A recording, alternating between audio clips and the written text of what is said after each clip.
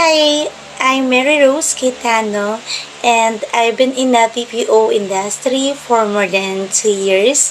And I used to work as customer service representative for Concentrix for about a year and 10 months.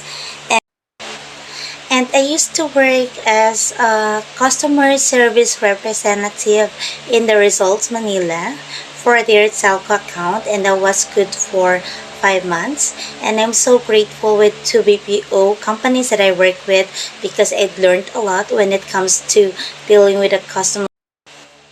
And aside as a customer service, I also enjoy working as an admin by helping the clients with their day-to-day tasks, such as doing administrative tasks, such as taking orders, inventory, taking inbound calls.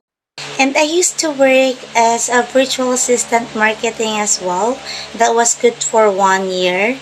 That is appointment setting.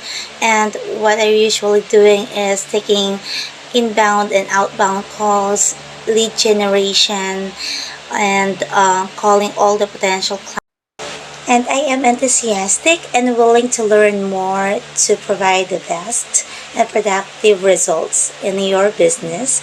I can handle several tasks at once and less supervision effectively and professionally. Thank you.